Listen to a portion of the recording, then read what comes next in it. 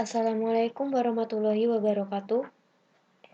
Perkenalkan, nama saya Maliati Sinta dari kelas 10 IPS 1 dengan absen 26 akan menyampaikan materi yang berjudul Sejarah Dakwah Nabi Muhammad SAW di Madinah. Materi yang akan saya bahas terdapat 4 poin. Yang pertama ada kondisi kota Madinah. Yang kedua, kisah hijrah Nabi Muhammad SAW di kota Madinah. Yang ketiga, strategi dakwah. Dan yang terakhir, keteladanan dakwah Nabi Muhammad SAW.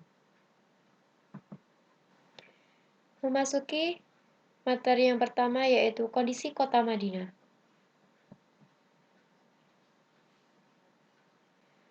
Madinah terletak di sebelah utara kota Mekah yang termasuk dalam kekuasaan kerajaan Arab.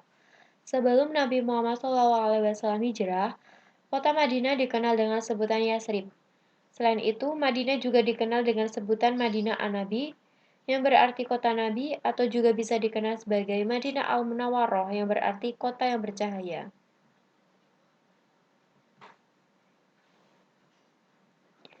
Kondisi masyarakat kota Madinah. Kondisi masyarakat Madinah sebelum Nabi Muhammad SAW hijrah terdiri dari berbagai suku, di antaranya keturunan bangsa Arab dan Yahudi. Permasalahan yang sedang terjadi pada waktu itu adalah tidak terdapatnya seorang pemimpin yang mengayomi mereka, sehingga hanya terdapat pemimpin-pemimpin suku yang saling memperebutkan pengaruh. Suku yang terkenal akan keberaniannya dan kuat di antaranya adalah suku Aus dan Khazraj, di mana perebutan pengaruh ini mengakibatkan peperangan antar suku, baik antara suku Aus dan suku Khazraj maupun suku-suku lainnya yang ikut serta dalam peperangan tersebut. Materi selanjutnya yaitu kisah hijrah Nabi Muhammad SAW di kota Madinah.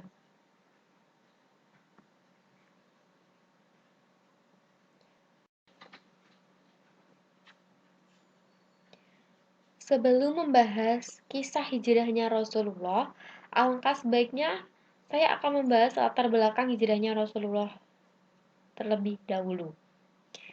Latar belakang hijrahnya Rasulullah terdiri dari 3 faktor. Yang pertama, adanya tekanan dan pemboikotan dari kaum kafir Quraisy. Kaum kafir Quraisy mengadakan pemboikotan terhadap Bani Hashim dan Bani Muthalib. Pemboikotan tersebut tertulis pada kertas sahifah yang digantungkan di dinding Ka'bah. Kertas pemboikotan tersebut akan dicabut jika Nabi Muhammad SAW menghentikan dakwahnya. Pemboikotan atau blokade tersebut ternyata berlangsung selama 3 tahun. Kaum muslimin merasakan derita serta kesulitan dalam memenuhi kebutuhan sehari-hari. Namun, pemboikotan tersebut tidak menyurutkan semangat dakwah Nabi Muhammad SAW dan kaum muslimin lainnya. Yang kedua, terdapat janji penduduk Madinah untuk melindungi Nabi Muhammad SAW. Jadi pada tahun 621 Masehi, 13 penduduk Madinah menemui Nabi Muhammad SAW di Bukit Aqobah. Mereka berikrar memeluk agama Islam dan mematuhi ajaran Islam. Peristiwa tersebut dikenal sebagai Baiat Aqobah pertama. Kemudian pada tahun 622 Masehi terdapat 73 penduduk Madinah, atau bisa saja kita disebut sebagai suku Aus dan Khazraj yang datang ke Mekah dan berikrar kepada Nabi Muhammad SAW. Mereka akan masuk Islam dan berjanji akan membela serta melindungi Nabi Muhammad dan kaum muslimin. Peristiwa tersebut dikenal sebagai Baiat Aqobah kedua. Yang ketiga, terdapat wujud ketaatan Nabi Muhammad SAW terhadap perintah Allah Subhanahu wa Ta'ala. Wujud ketaatan Rasulullah terhadap perintah Allah Subhanahu wa Ta'ala terdapat pada surat An-Nisa ayat 100 yang berbunyi, Bismillahirrahmanirrahim. وَمَن يُهَاجِرْ فِي سَبِيلِ اللَّهِ يَجِدْ فِي الْأَرْضِ مُرَاغَمًا كَثِيرًا وَسَعًا ومن يخرج من بيته مهاجرا إلى الله ورسوله ثم يدركه الموت فقد وقع أجره على الله وكان الله غفورا رحيما, yang artinya, dan barang siapa berhijrah di jalan Allah, niscaya mereka akan mendapatkan di bumi ini tempat hijrah yang luas dan rezeki yang banyak. Barang siapa yang keluar dari rumahnya dengan maksud berhijrah karena Allah dan Rasul-Nya, kemudian kematian menimpanya sebelum sampai ke tempat yang dituju, maka sungguh pahalanya telah ditetapkan di sisi Allah, dan Allah Maha Penyayang.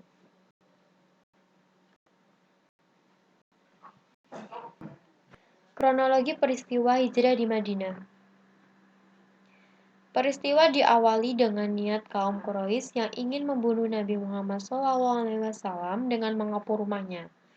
Namun usaha mereka gagal karena Nabi Muhammad sudah mengetahui rencana tersebut dan berhasil pergi dengan bantuan para sahabatnya seperti Ali bin Abi Thalib yang berperan menggantikan Nabi Muhammad tidur di kamarnya untuk mengelabui kaum Quraisy.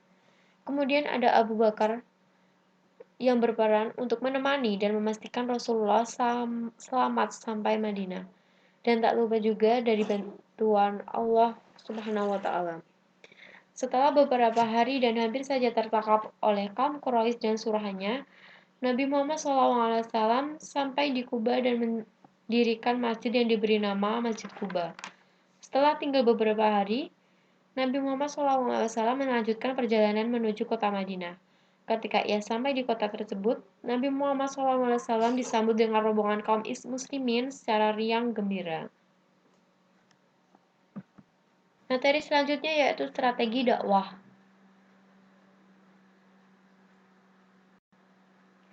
Strategi dakwah. Yang pertama ada membina persaudaraan antar kaum Ansor dan Muhajirin. Desa persaudaraan yang dibangun oleh Nabi Muhammad SAW adalah ukhuwah Islamiyah. Semisal saat kaum Muhajirin hadir, maka kaum Ansor akan menyambutnya dengan sukacita, sehingga terbentuklah persatuan yang tangguh. Begitu juga dengan kaum lainnya. Yang kedua, ada perbaikan di bidang politik dan pertahanan. Semisal membuat peraturan pertahanan negara dengan melalui Piagam Madinah. Yang ketiga, terdapat memelapori penyusunan Piagam Madinah. Mempelopori penyusunan Piagam Madinah dengan tujuan untuk menjaga hubungan baik antara kaum muslimin dengan penduduk sekitarnya. Jadi, terbentuknya Piagam Madinah menjadi dasar kehidupan bernegara di Madinah. Terbentuknya Piagam Madinah ini juga menunjukkan Nabi Muhammad SAW bukan hanya pemeluk agama atau pemuka agama, melainkan seorang negarawan andal. Piagam Madinah menciptakan persatuan yang kuat di antara warga Madinah. Mereka hidup saling berdampingan dan menghormati perbedaan keyakinan yang mereka anut. Kebebasan untuk beribadah sesuai dengan agama dan keyakinan tiap-tiap warga dijamin oleh negara. Keamanan dan ketentraman dapat terwujud dalam terbentuknya Piagam Madinah ini. Poin selanjutnya yaitu menciptakan toleransi beragama. Dilakukan dengan saling menghargai dan menghormati umat beragama yang berbeda dengan keyakinan yang sedang dianut. Poin selanjutnya, pembinaan akidah dan ibadah. Menjadikan masjid sebagai pusat kegiatan dakwah dan kegiatan kaum muslimin seperti azan, salat, zakat, dan banyak lagi. Kemudian ada perbaikan prinsip sosial dan kemanusiaan. Melakukan hal seperti memperhatikan aspek muamalah dan akhlak terhadap sesama muslim. Yang terakhir, membentuk kader-kader untuk mempertahankan wilayah. Pembentukan kader-kader supaya mampu melakukan perlawanan antara kaum kafir Quraisy ataupun kaum yang sudah berkhianat sehingga mampu mempertahankan Islam. Atau juga bisa mempertahankan wilayah kekuasaan Islam.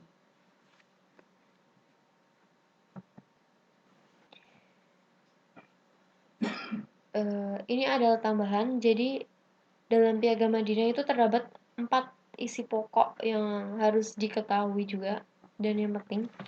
Jadi yang pertama, pada bagian pertama dijelaskan bahwa semua pertikaian yang tidak terselesaikan dengan musyawarah akan diserahkan kepada Nabi Muhammad SAW selaku kepala negaranya.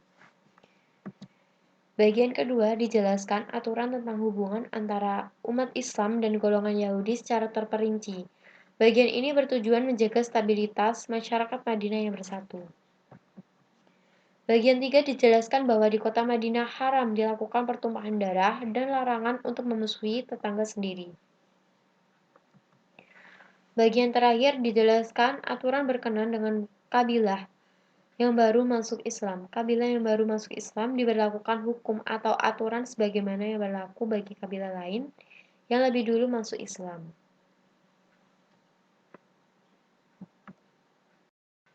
Materi yang terakhir yaitu keteladanan dakwah Nabi Muhammad SAW. Semangat menjalani ukhuwah Islamiyah. Persatuan dan persaudaraan antar umat Islam berdasarkan keimanan sangat penting untuk perkembangan dakwah Islam di Madinah. Semangat menjalani ukhuwah Islamiyah terlihat dari persahabatan dan kekeluargaan antara kaum Ansor dengan kaum Muhajirin. Mereka menunjukkan prinsip-prinsip ukhuwah Islamiyah, di antaranya ta'aruf atau bisa diartikan sebagai mengenal satu sama lain. Kemudian ada tafahum, saling memahami satu sama lain. Ta'awun, menjalin kerjasama dalam kebaikan. Dan terakhir ada takaful, saling menanggung beban yang dipikul sesama muslim lainnya, atau dapat diringkas menjadi saling tolong-menolong atau membantu. Menjaga kerukunan umat. Nabi Muhammad SAW berusaha menjaga kerukunan umat saat berdakwah di Madinah. Nabi Muhammad telah mengajarkan dan mencontohkan toleransi saat berada di Madinah. Umat Islam dan Yahudi diberikan kebebasan dan dijamin hak-haknya dalam melaksanakan ibadah masing-masing. Kerukunan umat juga dapat dilakukan dengan cara menjaga tutur kata dan berhati-hati dalam bertingkah laku.